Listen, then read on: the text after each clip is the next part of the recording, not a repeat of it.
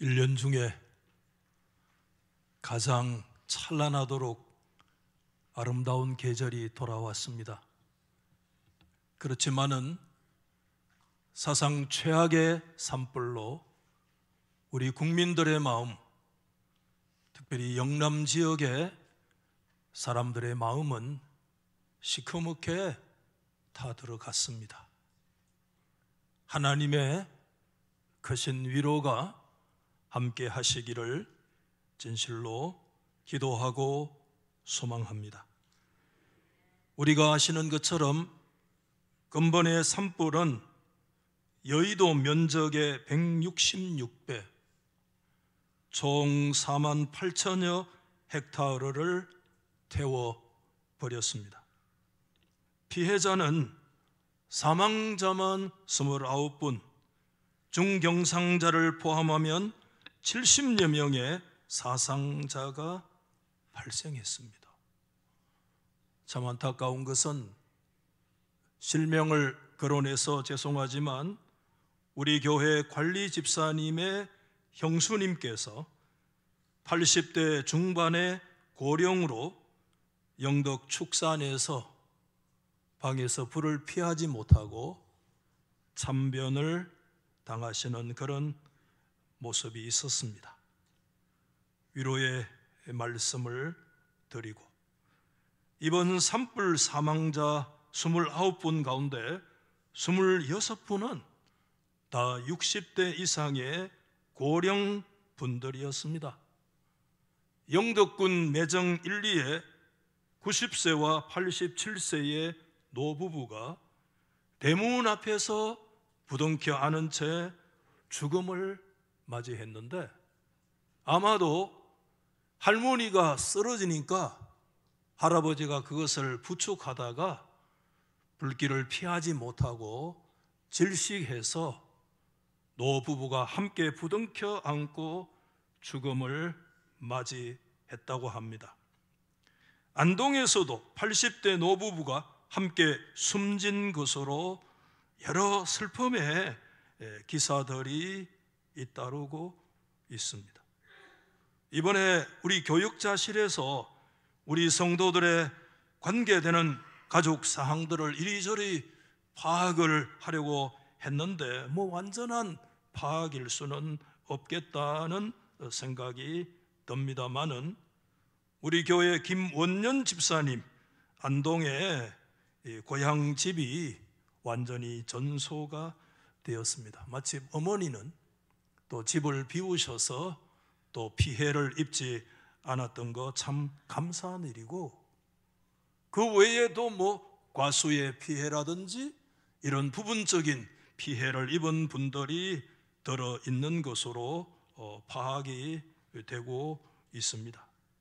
여러분, 이번에 주택과 농가시설을 포함해서 4,800여 채가 불탔고 이재민이 4,200세대, 여러분 7천여 명의 이재민이 발생했다는 보고를 들었습니다. 특별히 이번에 가슴 아픈 것은 예배당들이 많이 전소가 되었는데, 몇 주 전에 우리 교회 헌신 예배에 왔던 우리 시찰내 영광교회 김 목사님의 아버지께서 목회하시던 정송의 모 교회가 완전히 전소가 되었습니다. 그리고 그 외에도 제가 알고 있기로 영덕 매정교회, 고 이미순 권사님 고향교회예요. 오랜만에 그 이름을 불러보는데, 매정교회가 전소됐고 화천교회, 충성교회, 경정교회, 오천교회, 낙평교회, 고곡교회 등 그 외에도 다 제가 알지를 못해요. 교회당과 사택 및 부속 건물들이 불에 타고 말았습니다. 여러분, 하루아침에 삶의 터전과 또 신앙의 터전을 잃어버린 그런 분들이, 저는 고향에 제가 살던 집을 형님이 흐르도 섭섭했는데 그 집이 불타고 사라지고 여러분 교회당이 사라지면 그 아픔이 얼마나 크겠습니까? 하루속히 안정되고 복구될 수 있도록 더 많은 기도와 사랑의 관심이 요구되는 때인 줄로 믿습니다. 늘 안타까운 것은 이와 같은 재난이 일어났을 때 우리 교회가 조금 더 기민하게 대처하지 못한다는 생각을 가져봤어요. 교단 안에도 여러분 구제부가 있고 또 구제부의 활동도 여러 가지 그동안에 여러 가지 사명들을 감당해 왔지만 좀 아쉬운 것은 늘 뒷북 행정을 치는 것 같은 그런 생각을 지울 수가 없었습니다. 저는 종회에 십수년 출입을 하면서 제가 정치적인 측면보다는 학술적인 부분, 그런 부분에 부름받아서 쓰임받았는데 공사석간에 늘 그런 얘기를 했어요.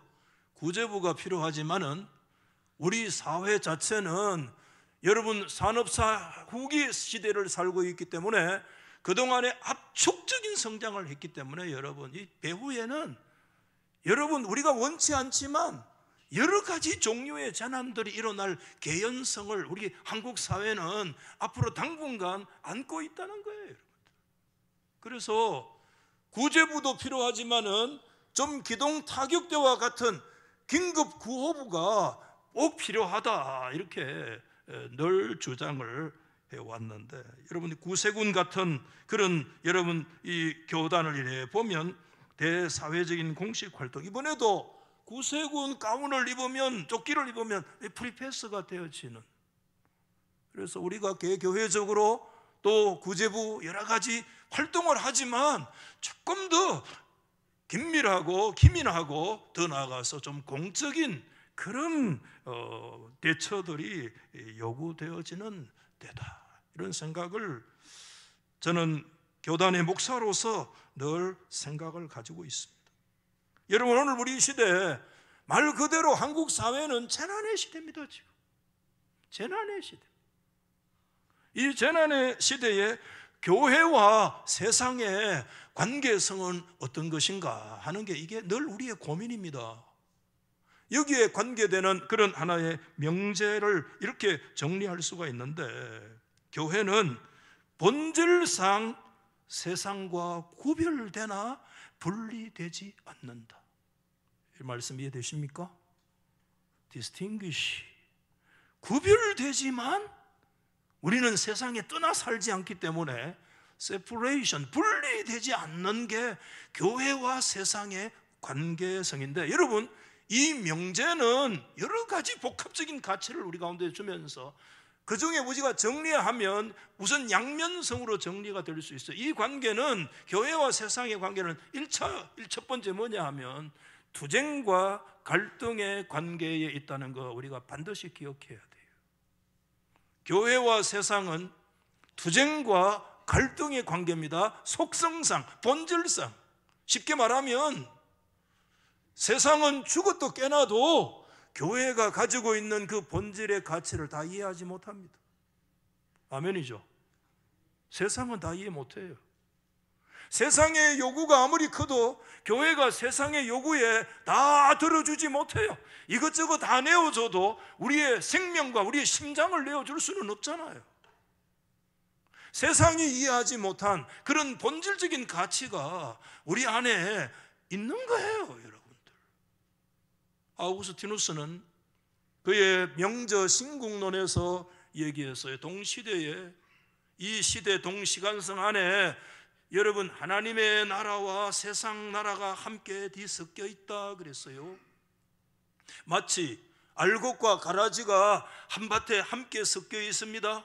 푸르고 싱싱하게 자랄 때 우리의 눈으로 보면 알곡이 뭔지 가라지가 뭔지 구분 잘 안 돼요. 그러나 종말에 가면 여러분 알곡이 불에 들어가는 거 없고 죽정이가 곶간에 들어간 법이 없습니다. 알곡과 죽정이가 나눠지듯이 하나님의 나라와 세상 나라는 완전히 분리되는 종말의 때가 오지만 그러나 이 동시대 안에 하나님의 나라와 세상 나라는 섞여 있는데 어디가 하나님의 나라고 어디까지 세상 나라인지 정확하게 구분하기 어렵지만 그러나 구분되는 기준이 있다는 게 얘기를 했어요. 그 기준이 뭐냐 하면 우리 한번 받아봅시다. 사랑의 원리. 사랑의 원리. 두 가지 종류의 사랑이 있다는 겁니다. 하나님의 나라의 원리는 아모르 데이, 하나님 사랑의 원리고, 세상 나라는 아모르 수이, 아모르 수이 그러면 라틴어로 자기애, 자기 사랑이에요. 사랑의 원리로 이 동시간 안에 하나님의 나라와 세상 나라가 섞여 있지만, 그것이 하나님의 사랑이냐 아니면 자기 사랑이냐에 따라서 그 원리가 구분된다는 거예요. 이 지점이 세상과 교회가 갈등하고 충돌하고 투쟁하는 그런 지점이라고 하는 거 우리가 부정할 수가 없는 것입니다. 교회는 여러분 세상이 이해할 수 없는 본질적인 거룩한 가치를 가지고 있어요. 우리가 예를 들어서 지난 코로나 세대 만 4년 이상을 거치면서 그때 여러분 큰 문제가 예배 문제였잖아요. 어떤 교회는 너무 알아서 소위 순응해서 비판받았고, 어떤 교회는 너무 강행해서 또 비판을 받았고, 이 순응과 강행 사이에서 굉장히 갈등을 겪었어요. 그때 일제시대 강점기 때 신사참배 강요를 저는 생각이 나더라고요. 코로나 문제는 전혀 다른 경우기는 하죠. 나의 생명과 타인의 생명에 관계가 있기 때문에 우리가 일정 부분 얼마든지 사회를 섬기는 종된 자리에서 우리가 얼마든지 양보할 수 있어야 되지만, 그렇다고 해서 우리가 한 자리에 모였다고 예배라고 하는 생명의 가치를 포기할 수는 없잖아요. 아멘이죠? 그렇잖아요. 유튜브라도 우리 예배를 드려야 되고 그랬잖아요. 주기철 목사님 우리 선교자 얼마나 존중하고 그래 높이 보잖아요. 그런데 여러분 1938년대 그 일제 강점기 강력한 상황으로 들어가 보면, 여러분 죄송하지만 한국교회 99% 95% 이상이에요. 다 신사참배했습니다. 여러분 다 했어요. 교단의 이름으로, 총회 이름으로, 대구 경북노회 이름으로 다 했어요. 교회마다 감이다 걸어놓고 했어요. 우리가 여러분 세상이 이해할 수 없는 하나님의 나라, 교회가 가지는 본질적인 가치, 그 생명, 예배, 그 귀한 진리, 여러분 하나님의 나라의 백성으로 우리가 포기할 수 없는 하나님의 영광이 뭐냐 하면 예배입니다. 예배.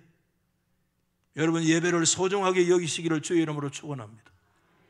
하나님의 백성들이 포기할 수 없는 생명처럼 여겨야 될 것이 예배의 가치를 포기해서는 안 됩니다. 이게 세상과 하나님의 나라의 충돌 지점, 갈등이 있어요. 그런데 여러분 또 한 면이 있어요. 여러분 교회는 세상과 분리되어 있지 않기 때문에 교회는 세상을 섬기고 교회는 세상을 향한 선교적인 본질을 또한 가지고 있다는 거예요. 이게 우리 또 고민이에요. 여러분 교회는 세상 속에서 예수님의 말씀처럼 세상의 빛이요 세상의 소금이기 때문에 종의 사명, 선교적인 사명을 감당해야 될 공동체라는 것입니다. 여러분 우리의 순결성도 중요하지만 동시에 교회의 선교적인 그런 비전과 그런 사명도 매우 중요하다는 것입니다. 이 양면성 앞에 교회와 세상의 관계가 갈등의 관계요 동시에 선교적인 관계를 끌어안고 있기 때문에 이 양극단 지점에서 우리는 굉장히 갈등할 수밖에 없는 이런 지점이 있어요. 그래서 여러분 오래전부터 한국 교회는 우리 한국 사회로부터 거대한 질문 앞에 봉착되어 있습니다. 그 질문은 이렇게 정리할 수 있다고 저는 생각해요. 한국 교회가 어떤 공동체인지 우리 사회에다가 당신들의 리얼리티 실체를 보여달라는 거예요.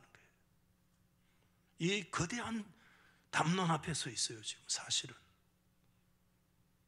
주일마다 모여서 예배 드리고 하는데 한국 교회가 어떤 공동체인지 당신들의 대사회적인 아이덴티티가 뭐냐는 것을 보여달라는 거예요. 대사회적인 신뢰도 문제는 여러분 수치로 말씀을 드리지 않겠습니다. 여러분 오늘 제가 이 말씀을 드리는 이유는 우리가 살고 있는 시대는 근본적으로 지금 한국 사회는 사실 재난의 시대입니다.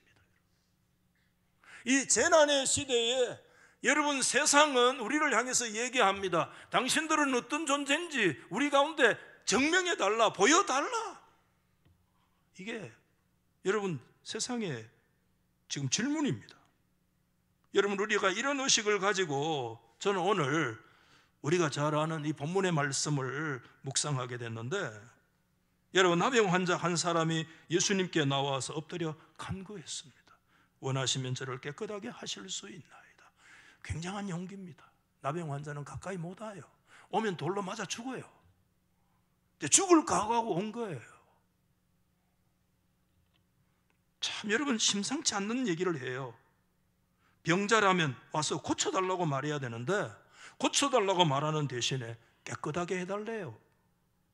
오늘 이 말씀은 자신이 깨끗하지 않다는 것을 전제한 말씀인데, 그때 주님이 말씀하신 거예요. 내가 네가 깨끗하게 되기를 원한다 말씀하시는 순간에 그 문둥병이 떠나가고 깨끗하게 되는 역사가 일어난 줄 믿으시면 아멘.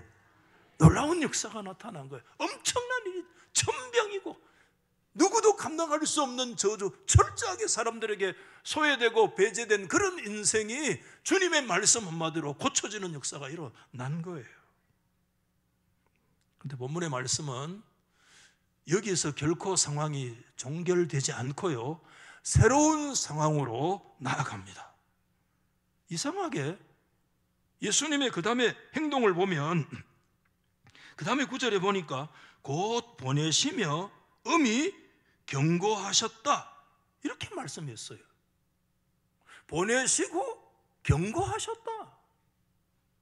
여러분, 그렇게 예수님이 불쌍히 여기셨던 그 나병 환자가 치료되어졌는데 오히려 예수님은 엄하게 경계를 하셨다라고. 오늘 여기서 보냈다라고 하는 헬라 말이 에크발로라는 말인데요, 이게 문자적으로 에크발로가 뭐냐 하면, 한번 따라해 보실랍니까? 말씀에 다 청정하시는데 한번 받아하십시다. 내쫓았다. 뭐라고요? 문자적으로는 내쫓았다 이런 뜻이기도 해요. 앞에 여러분 1장 12절에 예수님은 성령에 이끌려서 광야로 막 내몰렸다 이런 말씀이 있는데, 몰아내셨다, 그 에크발로야. 막 우리가 몰아내듯이 막 내쫓듯이 막 예수님이 그 왜 사랑하시는 사람 치료해가지고 문자적으로 에크발로와 막 내쫓아듯이 왜 내쫓았습니까? 그리고 엄히 경고하사라고 했는데 엠버리 마오마이, 이게 여기에서 유래된 말인데 문자적으로 막 씩씩거리다 이런 뜻이에요. 화가 나가지고 막, 그게 이제 이 말인데, 이게 막 비난하다, 경고하다, 막 예수님이 막 비난하셨겠습니까? 비난이 아니고 여기서는 경고하셨다 이런 말씀으로 우리가 받아들일 수가 있는데, 여러분, 그러니까 예수님은 고침받은 그 환자에게 뭔가 잘못을 범하는 일이 없도록 지금 경고하시고 주의를 시키고 있었는데, 그 경고의 구체적인 내용이 여러분 44절에 있잖아요. 44절 말씀을 보면 이르시되, 첫 번째 뭐라고요? 삼가 아무에게 아무 말도 하지 마라, 말하지 마라. 두 번째 뭐죠? 네 몸을 누구에게? 제사장에 가서 보여서 네가 깨끗해졌다는 것을, 모세에 정해진 명령한 것을 그들에게 드려서 입증해라 이렇게 말씀하신 거예요. 여러분, 그가 예수님 앞에서 깨끗해진 것과 말하지 말라는 예수님의 경고가 여러분 도대체 무슨 상관관계가 있기 때문에 예수님이 이 말씀을 하시는 겁니까? 여러분, 예수님 두 가지 명령하시는데, 첫 번째 명령은 아무에게도 아무 말 하지 마리, Shut up, 입 닫아라, 침묵에 대한 명령. 그리고 두 번째 명령은 모세의, 여러분 레위기 성경에 기록된 그 율법 가서 준수해라, 율법 준수의 명령과 침묵에 대한 명령을 예수님이 44절에 경고하시면서 그 환자 고침받은 사람에게 지금 말씀을 하고 있잖아요. 근데 여러분 45절이 오늘 성경 내용의 마지막인데, 그 45절에 보니까 그 사람이 예수님의 명령 어기고 가서 뭐 했어요? 나팔 부른 거예요. 그러면 어떻게 됐어요? 결과가요? 그 결과 예수님께서요 드러내놓고 동네에 들어가지 못하시고, 예수님께서 성경에 뭐라고 말씀하고 계시는가 하면 오직 바깥 한적한 곳에 계시지 않을 수밖에 없는 이런 상황이 나타나게 되었다라고 오늘 마가는 오늘 이 결론 45절에 말씀을 기록해 주고 있는 것입니다. 여러분, 우리가 이거 질문해 보십시다. 왜 예수님은 입 닫아라, 말하지 마래, 그 말씀을 왜 하셨을까요? 여러분, 여러 가지 해석이 가능할 겁니다. 여러분, 오늘 예수님의 진의를 우리가 좀 제대로 파악하려고 하면 그 다음에 나오는 동사, 보이라는 동사, 말하지 마래 동사와 보이라는 동사가 오늘 이 마가복음 안에는 아주 극적으로 대비되어 있다는 거예요. 극적 대비 구조, 말하지 말라, 그리고 네 자신을 보이라 라고 하는 이 대비 구도를 우리가 설명하고 있는데, 여러분, 여기에 마가에 숨겨진 의도가 저는 있다고 그렇게 믿습니다. 왜? 하필이면 나병 환자가 깨끗해진 다음에 말하지 말라는 경고를 예수님은 덧붙이고 계신가? 여러분, 저를 한번 봐주십시오. 인물 보라는 말이 아니고 다 말씀을 경청하시는데,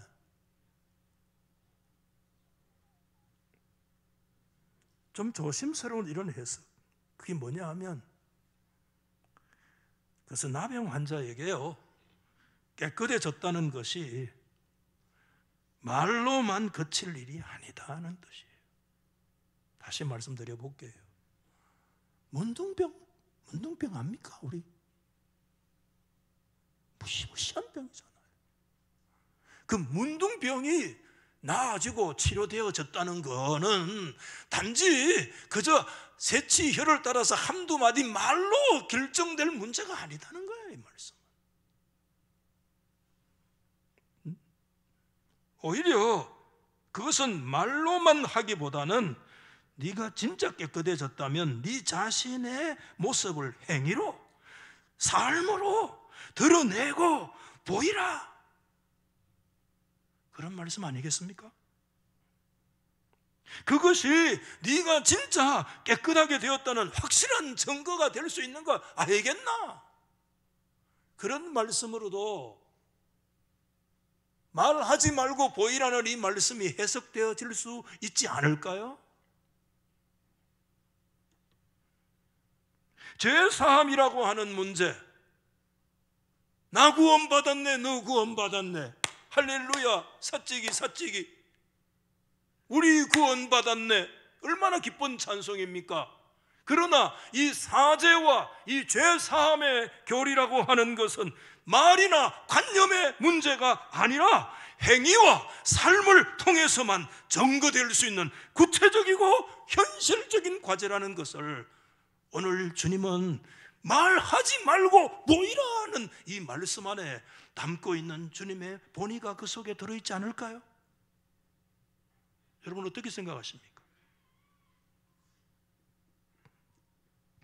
여러분, 마가는 오늘 이 예수님의 말씀과 경고를 통해서 그 당시 교회와 오늘 우리에 향하여 주시는 그런 말씀이 있는 것 아닌가 하는 생각을 지울 수가 없습니다. 여러분, 마가복음은 주후 60년대 초중반에 기록된 것으로 보거든요. 복음서 몇 개입니까?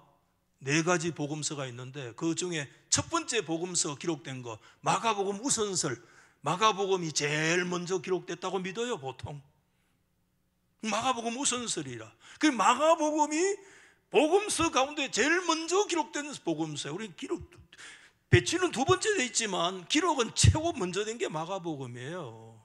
그때가 언젠가 하면 예수님께서 부활하시고 성천하시고 몇 년의 세월이 지나갔는가 하면 30년 세월 지나갔습니다. 여러분의 인생이, 저는 좀 살아보니까, 저도 좀 살아보니까 인생은, 따라합시다, 인생은 30년이더라.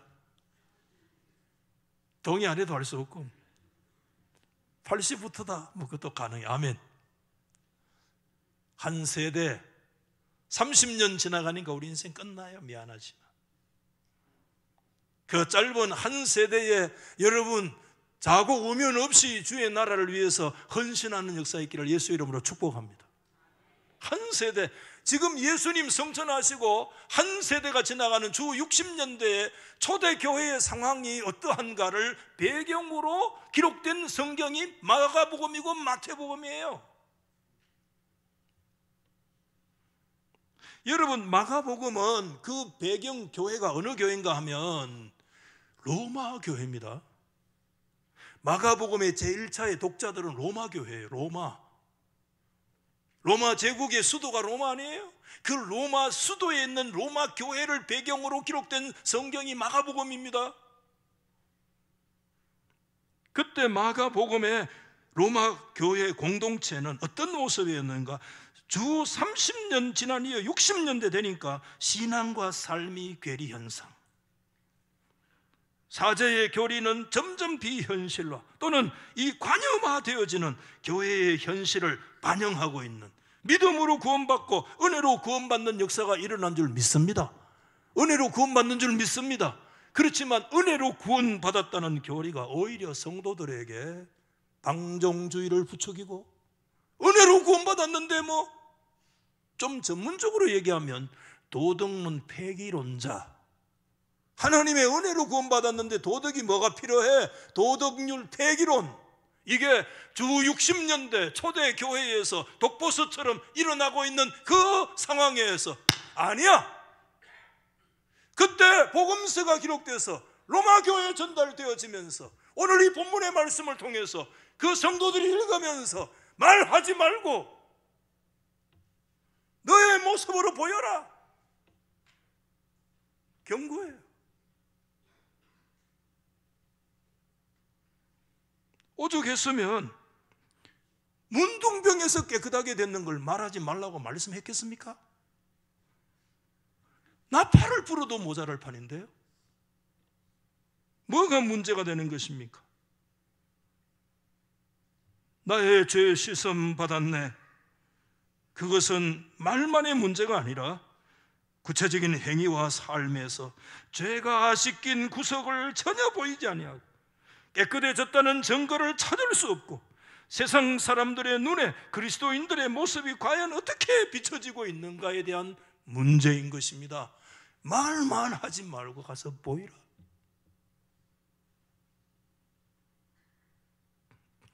여러분, 오늘 이 문제는 2000년 전에만 문제가 절대 아닙니다. 오늘 우리의 문제인 줄로 믿습니다. 우리가 세례를 통해 씻김을 받고 그리스도의 피로 속죄함을 입어 깨끗해졌다고 우리는 믿고 있습니다. 아멘이죠. 그런 오늘 우리들의 모습을 세상은 지금 의심스러운 눈길로 보기 시작한 지 이미 오래되었습니다. 예수님이 네가 깨끗하게 되었으니까 모세가 명한 것을 드려 제사장들에게 증명하라고 하는 이 말씀은 여러분 1차적으로 뭘 얘기합니까? 레위기 성경에 기록되어 있는 율법의 말씀, 네가 가서 제사 양 잡고 뭐 안 되면 여러분 새 한 마리라도 드려가지고 하나님 앞에 증명해라는 말씀이잖아요. 그런 이 말씀이 1차적으로. 그런데 여러분, 이 말씀이 가서 양이나 잡고 여러분 염소나 드리면 된다는 그런 말씀으로 우리가 끝날 수 있겠습니까? 이 말씀은 우리 한번 받아하십시다. 믿음으로 깨끗해진 너의 자신을 하나님께 바치라. 아멘. 그것으로 네가 증명해라는 거예요. 아멘입니까? 양과 염소도 드려야 되지만 율법 준수해야 되지만 진짜 제물이 뭐냐? 하나님이 진짜 받으시는 제물이 뭡니까? 깨끗해지고 성결하게 되어졌다는 우리 자신을 거룩한 산 제물로 드려라. 아멘. 내가 산 제물이지 뭐가 제물입니까? 양이 제물입니까? 돈이 제물입니까? 구원받은 네 자신이 이 세상을 본받지 말고 하나님이 기뻐하시는 온전한 산 제물이 될지어다. 그 말씀이에요.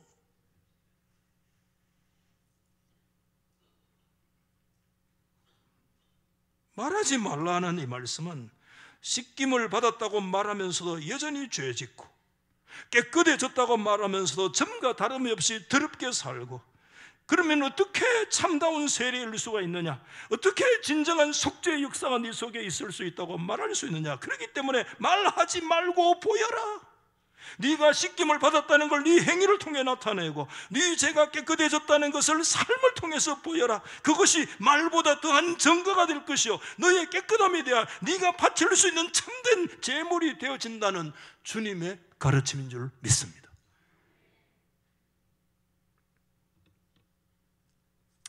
제가 요즘, 죄송합니다 어르신들 앞에서, 나이 자랑하는 거 아니고 60이 넘어가니까 그런 말을 가끔 하는데, 제 입에서 어떤 소리가 나오는가 하면, 그때 60이 넘어가니까 그동안에 젊은 날 공부했던 건 다 헛방이더라. 그렇다고 제가 여러분 반지성주의 추구하는 거 아닙니다. 뭐만 남더라? 원초적인 가르침만 남더라. 원초적인 가르침은 누구가 주는 거예요? 부모에 주는 거예요. 여러분은 지금 그렇지 않아요? 여러분 천권 읽은 책 다 헛방 날아가고 진짜 남는 거 뭐만 남는가? 어린 시절에 부모가 내게 주신 그 말씀밖에 머릿속에 남는 게 없어요. 아멘 나온다 이제. 그래서 내가 그런 얘기 했잖아요. 한번 따라 합시다. 듣기 싫어도 잔소리를 계속해라. 내가 우리 손녀한테 얘기하니까 또 잔소리? 야 얘기하니까 알았어. 듣기 싫대 잔소리. 그래도 나는 계속 해본단 말. 왜? 내가 60 넘어가고 보이면 남는 거는 뭐 잔소리밖에 안 남더라.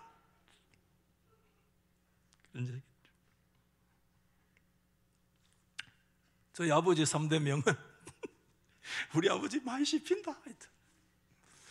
뭐죠? 못 올라가려면 쳐다보지 마라. 뭐 이런 또 있어요. 그런데 요즘 생각해 보니까 왜 우리 아버지 그런 말씀하셨는가 생각해 보니까, 아버지 뭐 일장무식이신데 참 아버지 경우 바르신 분이었거든요. 예. 법 없이 뭐 사는 분이었다고 다 그래 평가를 받는데, 지금 생각해 보니까 우리 아버지가 계몽이 안 된 거야. 계몽. 난 계몽됐습니다. 아는 사람은 들을지어다. 뭐 그런 게 있어. 계몽이 안 되신 거야. 그러니 뭐 안 되지. 거기에 비해서 우리 어머니는 동일한 일자무식인데 가만히 보면 어머니는 계몽되신 분이야. 여러분 우리 어머니 일자무식이신데 우리 어머니 입에서 이런 얘기 있습니다. 제가 우리 어머니 저에게 남겨두신 교훈들, 속담들 20가지 지금 정리하고 있어요. 여러분 돈만 떼고 보려고 하지 말고요, 일자무식인 우리 어머니가 남긴 이런 문자도 있는 거 여러분 가슴에 좀 새겨봐요. 우리 어머니 이런 얘기했어요. 한번 보여줘. 여기 보여주네. 읽어봐요. 시작. 수양산 그늘이 뭐지? 강동 80리를 간다. 이런 거 아는 분 아멘. 좀 알고 있네. 수양산 그늘이 강동 80리를 간다 이런 뜻이에요. 우리 어머니 왜 이런 아주 고귀한 문자를 아셨는지, 야, 나 대단해. 나 이거 우리 어머니한테 배웠거든. 여러분 산이 얼마나 높으면 그 산이 80리를 그늘이 가겠습니까? 그런 뜻 아닙니다. 이거는 인재의 소중성을 말하는 겁니다.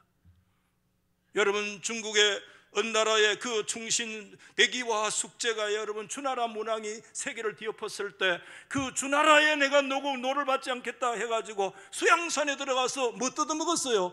고사리 뜯어먹다가 굶어 죽었다는 얘기입니다. 그 총절, 그 수양산의 그 총절, 그 인재의 그늘이 여러분 오고 오는 세대에 영향을 미친다는 거예요. 저건 아싸나마 돈이나 벌고 그게 아니고 집안에 뭐가 나야 되느냐면 인재가 나야 돼요. 여러분 세상에 정책을 위반하는 사람이 누가 합니까? 우리는 늘 이렇게 합니다. 까마귀 새끼들 노는 곳에 백로는 가지 마라. 왜? 나는 까마귀 새끼들 오는데 매일 유튜브 보고 이놈의 새끼들 저놈의 새끼들 욕이나 하고 하루 종일. 목사님만 욕합니까? 우리는 안 하는데 할 수 없고 나는 욕한다 가끔. 여러분, 왜 나는 백론인데 이 까마귀 놈의 새끼들 저놈 이거 뜨고 뭐 듣고 머리 하루 종일 막 말방투랑 욕하는데, 내가 욕하는 사이에 그 까마귀들이 정책 위반을 해서 백론을 이래라 저래라 하고 있잖아요. 우리는 사람을 키워서 그곳으로 보내야 돼요. 정책 위반하는 대로 보내야 돼요. 그리스도와 기독교적인 가치로 시대를 증명하고 가치를 세우고 위반하고 정책을 수립하고.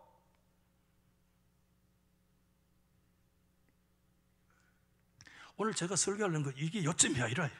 요점에서 좀 빗나갔어요. 여러분 양해하십시오. 진짜 우리 어머니가 이런 말씀도 했어. 이거 떠났다 떴다 여기. 저놈의 자식은 뭐지? 입으로 뭐야? 떡을 하면 뭐야?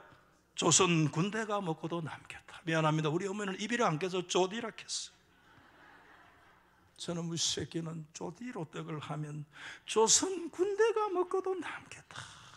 여러분, 이게 내 마음에 가슴 깊이 새겨져 있는 거야. 왜? 말만 하지 마라 이 말이야. 설교 뭐 다 해본다 대신에. 그래. 어머니의 준엄한 경고야. 야 이놈아, 말로만 하면 조선 군대가 네가 떡을 먹고도 남는다 이놈아.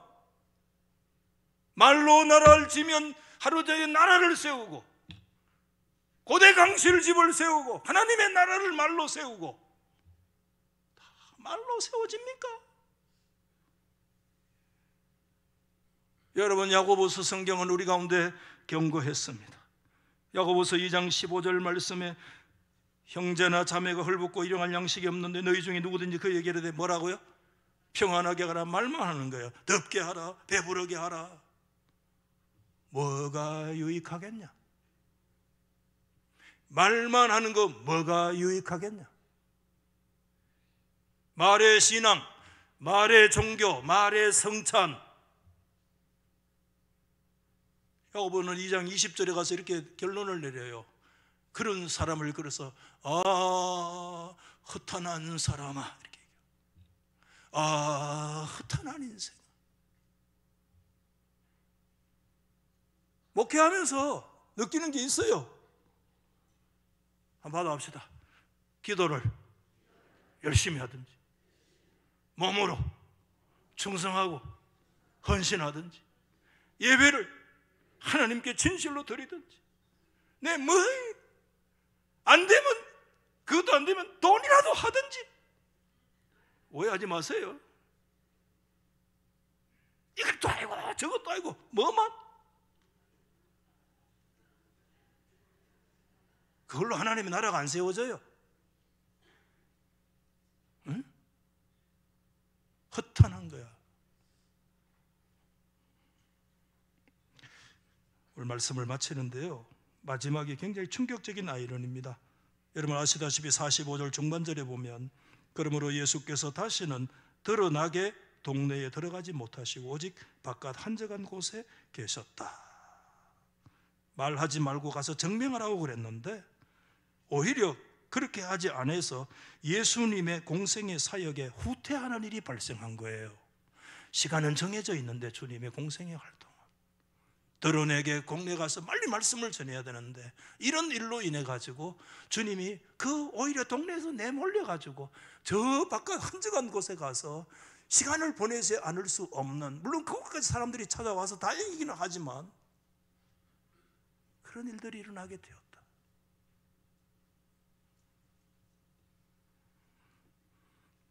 주님은 말씀했습니다. 끝으로 말씀했습니다. 한 번 더 받아합시다. 그들에게 입증하라. 입증하라. 영어로 테스트모니. 간증해라, 증거해라, 가서 증명해라, 뭐 그런 뜻도 다 그 안에 포함되어 있어요. 말투리온, 말투레스 다 순교적인 단어예요. 아우토이스, 그들에게 너의 순교적인 신앙으로 가서 입증해라.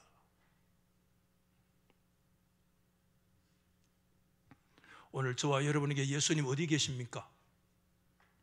예수님 동네 안에 계십니까? 아니면 혹시 나 때문에 예수님 저 동네 밖에 내쫓기듯이 그 속에서 지금 스승이고 서 계시지는 않습니까, 여러분? 우리 주님 어디 계십니까? 오늘 본문은 주 60년대 교회를 향해서, 더 나아가서 21세기 우리 교회들을 향해서, 오늘 저와 여러분을 향해서 말씀합니다. 말하지 말고 뭐 해라? 보여라. 그들에게 입증해라. 이게 한국교회 이 재난의 시대에 오늘 우리에게 들려주는 이 거대한 질문, 당신들 어떤 존재인지 말하지 말고 보여달라. 이 거룩한 질문이 저와 여러분 가운데 일어날 수 있기를 예수 이름으로 축원합니다.